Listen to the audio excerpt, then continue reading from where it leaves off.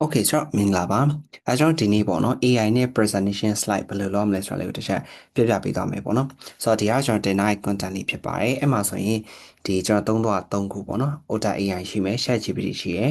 Gemini ရှိရယ်ပေါ့နော်အဲ့သုံးခုလည်းဘယ်လိုလုပ်တယ်လဲဆိုတာလေးကိုကျွန်တော်တစ်ချက်ပြပြပေးသွားမယ် Otta AI ကကျွန်တော် voice to transcript ပေါ့နော်ကျွန်တော်တို့ကကိုလုံးမဲ့အကြောင်းအရာနဲ့ပတ်သက်ပြီးတော့အတန်နဲ့ပြောလိုက်မယ်ပေါ့နော်အဲ့ဒါကိုဘယ်လိုပြောစာနဲ့ရိုက်တယ်ဆိုလို့ရှိရင်ကြားတယ်ဗျအဲ့တော့ကျွန်တော် recording လုပ်ပြီးတော့ပဲသွားလိုက်တယ်ပေါ့နော်အဓိကကျွန်တော်အင်္ဂလိပ်လိုသွားမှာဖြစ်တဲ့အတွက်အင်္ဂလိပ်လိုပဲ record လုပ်မယ်ပေါ့နော်ဒီကမြန်မာလိုဆိုလို့ရှိရင်တော့မရအောင်ပေါ့နော်အဲ့ဒါလေးရရှိပါတယ်အဲ့တော့ဒီမှာကိုက recording လုပ်ထားပြီးသားရှိရဆိုလို့ရှိရင်တော့ input ကိုနှိပ်လိုက်လို့ရတယ်အကယ်၍မရှိသေးဘူးဆိုရင် record နှိပ်လိုက်ပေါ့နော်အဲ့တော့ကျွန်တော်က loss ရယ် record နဲ့ပဲစမယ်လောလောဆယ်ကကျွန်တော်မှာပြင်စရာ meeting ဘာညာလည်းမရှိဘူးပေါ့နော်အဲ့တော့ scenario တစ်ခုအနေနဲ့ဥပမာတစ်ခုထည့်ပြီးတော့ပြပေးမယ်ပေါ့နော်ဆိုတော့ record နှိပ်လိုက်မယ်စပြီးကျွန်တော် record လုပ်မယ်ပေါ့နော် okay ဆိုတော့ဒါဆိုလို့ရှိရင်ကျွန်တော် record လုပ်တာပြီးသွားပြီပေါ့နော်အဲ့တော့ stop recording နှိပ်လိုက်မယ်ဒါဆိုလို့ရှိရင်ကျွန်တော် record လုပ်ထားရလေးကထွက်လာပြီပေါ့နော်ဆိုတော့အဲ့ဒါကိုကျွန်တော်က copy ယူလိုက်မယ်ယူပြီးတော့လောလောဆယ်ကကျွန်တော်တို့ဒီဆင့်ပြီးသွားပြီပေါ့နော်ဆိုတော့ trans voice to transcript ပြောင်း voice ဆိုတော့ ChatGPT ရဲ့ transcript တဲ့ slide ပုံစံထား polish လုပ်ခိုင်းမယ်ပေါ့နော်အဲ့ဒါမလုပ်ခိုင်းခင်မှာကျွန်တော်ကစာလေးကိုအရင်ဆုံး refine လုပ်မယ်ပေါ့နော်ဘာလို့ဆိုတော့ကျွန်တော်ပြောသွားရတဲ့မှာဒီ pronunciation ပိုင်းအမှားလေးလည်းပါသွားနိုင်တယ်ပေါ့နော်အဲ့တော့ဒီမှာဆို rise up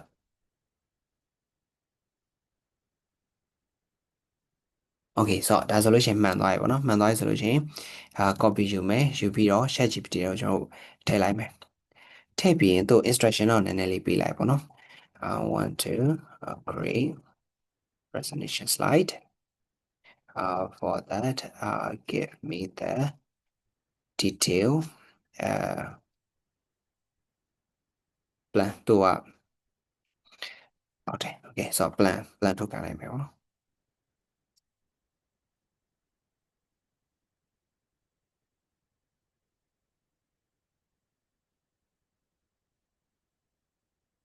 okay ဆိုတော့သူကဒီမှာဘာတွေထည့်မလဲဆိုတာတခါတည်း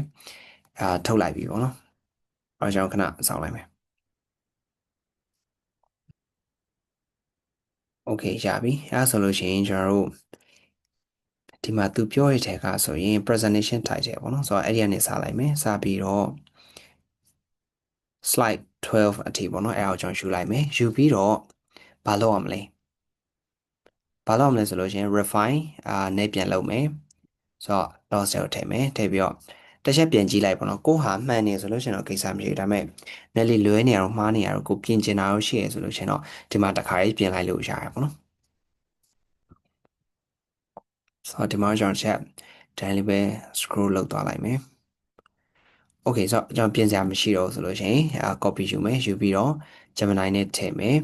ထည့်ပြီးပြီဆိုလို့ရှိရင်သူ့ကိုဘာလုပ်ခိုင်းမှာလဲဆိုတော့ကျွန်တော် canvas အနေနဲ့ထုတ်ခိုင်းမှာပေါ့နော်အဲ့ဒါကိုကျွန်တော်မိတာလေးရှိတယ်ဆိုတော့ canvas ကဘယ်မှာလဲဘာလဲပေါ့နော်ဆိုတော့ tools ထဲဝင်လိုက်တယ်ဆိုလို့ရှိရင်ကျွန်တော်တို့ image တွေပါထုတ်တယ်ဆိုလို့ရှိရင်လည်းအဲ့ဒီက image ဆိုတာရွေးရတယ်အဲ့တော့ canvas အနေနဲ့ထုတ်မှာဆိုရင် canvas ကိုရွေးလိုက်ပေါ့နော်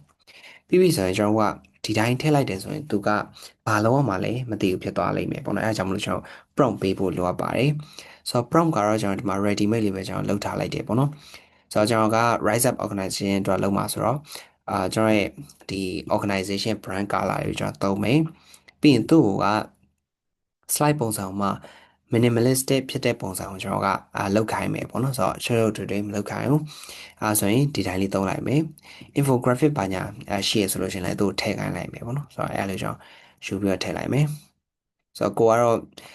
ကိုမှာ brand color ပဲသိရဆိုလို့ရှိရင်တော့ထည့်လို့ရတယ်မသိရင်လည်းဒီတိုင်းပဲအော် instruction ပုံမှန်တိုင်းပဲပေးလိုက်လို့ရတယ်ပေါ့နော်ဆိုတော့ brand color မထည့်ကြသူကဘာဖြစ်မလဲဆိုတော့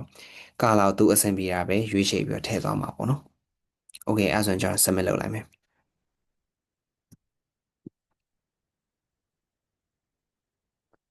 ဆိုတော့သူကတော့နည်းနည်းတော့စောင့်တော့စောင့်ရတယ်ပေါ့နော်ဆိုတော့ခဏစောင့်လိုက်ပါမယ် okay ဆိုတော့ဒီလိုပုံစံမျိုးနဲ့ပေါ်လာပါလိမ့်မယ် okay ဆိုတော့ ဒီလိုပုံစံမျိုးနဲ့ပေါ်လာပြီဆိုလို့ရှိရင်ရသွားပြီပေါ့နော် okay အဲ့တော့ဒီမှာသူက slide 73ခုလောက်ထားပြီးတယ်ဒီဟာကိုကျွန်တော်ကဒီတိုင်းမသုံးဘူးပေါ့နော်အဲ့ဒါကိုslide အနေနဲ့ကျွန်တော်က export လုပ်ပြီးတော့သုံးပါပေါ့နော်ဆိုတော့ export to slide ဆိုတာနှိပ်လိုက်မယ်download ဆိုရင်လည်းရတယ်ပေါ့နော်ဆိုတော့ slide အနေနဲ့ထုတ်လိုက်တယ်ဆိုရင်သူက Google slide နဲ့ထွက်လာတယ်အဲ့ဒါအောင်မှကိုကဒီထဲမှာထပ်ပြီးပြင်ကျင်တာလေးရှိသေးဆိုလို့ရှိရင်ထပ်ပြီးပြင်လို့ရတယ်ပေါ့နော်ဆိုတော့အဲ့ဒါကတော့ဒီ Gemini Canvas သုံးပြီးတော့လုပ်တာရဲ့အားသာချက်ပေါ့ okay အဲ့ဆိုရင်ကျွန်တော် open slide နေလိုက်မယ်အဲ့တော့ဒီမှာ okay alignment လေးကနည်းလေးလွယ်နေဆိုတော့နည်းနည်းပြင်လိုက်မယ် okay ဆိုတော့ရပြီဒီမှာဆိုလို့ရှိရင်ကျွန်တော်ပြောချင်တဲ့အကြောင်းအရာတွေအကုန်လုံးသူကတခါနဲ့ presentation slide ပုံစံမျိုးနဲ့ထုတ်ပေးသွားတယ်ပြီးတော့ဒီမှာပုံလေးဆိုလို့ရှိရင်လည်းတင့်တော်တဲ့ပုံလေးသူတို့ရွေးပြီးတော့ထည့်သွားပေးရပေါ့နော် okay ဆိုတော့ရသွားပြီပေါ့နော်အဲ့ဆိုလို့ရှိရင်ကျွန်တော်တို့ကဒီဟာ ready made သုံးလို့ရပြီပေါ့နော်ဆိုတော့အရင်နဲ့မြန်တယ်ဆိုတော့ AI သုံးတတ်တယ်ဆိုလို့ရှိရင်ကျွန်တော်တို့ကကိုဘာပဲလုပ်လို့ပေါ့နော်မြန်မြန်ဆန်နဲ့လုပ်လို့ရလာပါလိမ့်မယ်ဆိုတော့ဒီဗီဒီယိုလေးကအကျိုးရှိသွားမယ်လို့ထင်ပါတယ်အကယ်၍နောက်ထပ်AI နဲ့ပတ်သက်ပြီးတော့ဗီဒီယိုလေးလုပ်စေချင်တယ်သိချင်တာလေးရှိရဆိုလို့ရှိရင်လည်းကျွန်တော် comment မှာမေးခဲ့လို့ရပါတယ်ဆိုတော့အားလုံးပဲကျေးဇူးတင်ပါတယ်နောက်ထပ်ဗီဒီယိုမှာပြန်ပြီးအဆုံးသတ်ကြပါမယ်